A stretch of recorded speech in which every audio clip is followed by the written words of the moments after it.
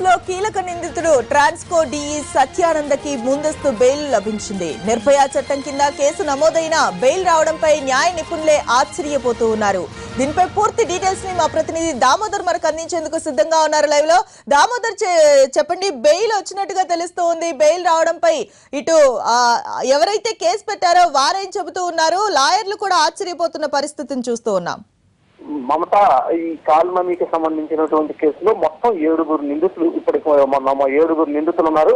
అయితే 7 నిందితుల్లో యలమంచిలి రాము, అదే విధంగా దోడల రాజేష్, భవానీ శంకర్, బౌన్సర్ భవానీ శంకర్ ని ముగ్గురిని విజయవాడ పోలీసులు, మాతవరం పోలీసులు అరెస్ట్ చేయడం జరిగింది.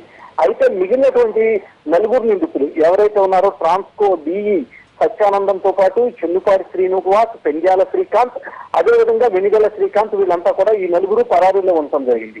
అయితే దీంట్లో 3వ నిందితుడైనటువంటి మొత్తం సత్యానందం, ఎలక్ట్రికల్ డిఈ సత్యానందం హైకోర్టులో బెయిల్ పిటిషన్ మూవ్ చేయడం జరిగింది. ఈ బెయిల్ పిటిషన్ పైన అటు వాదోపవాదాలు ముగిసిన తరువాత ₹1,00,000 పూచీకత్తు మీద తాత్కాలిక బెయిల్ మంజూరు చేయడం జరిగింది. తాత్కాలిక బెయిల్ మంజూరు చేయడంతో పాటు పోలీసులు ఎప్పుడు విచారణకు పిలిచినా పోలీసులు ఎదుట హాజరు కావాలి అని చెప్పేసి పేర్కోవడం జరిగింది. అయితే మొత్తం ఈ 7 కాల్మనీ సెక్స్ ర్యాకెట్ కేసులో 7 నిందితులు యలమంచిలి రాముతో పాటు మరో 6 మీద మొత్తం కూడా 420 మోసం కేసు, 376 అత్యాచారం కేసు, 354A(1 and 2) నిర్భయ చట్టం కూడా వీళ్ళ మీద నమోదైంది.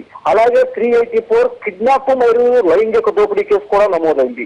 506 కించపరచడం, 506 బెదిరింపులు, మొత్తం రెడ్ విత్ 34 మూకుమ్మడి హాని, 120B అంటే అంటే ఈ 7 సెక్షన్లలో కేసు నమోదు కావడమే కాకుండా 370 కేసు కూడా నమోదైంది.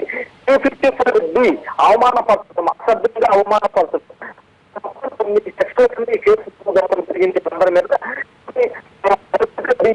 హైకోర్టు బెయిల్ పిటిషన్ పూజ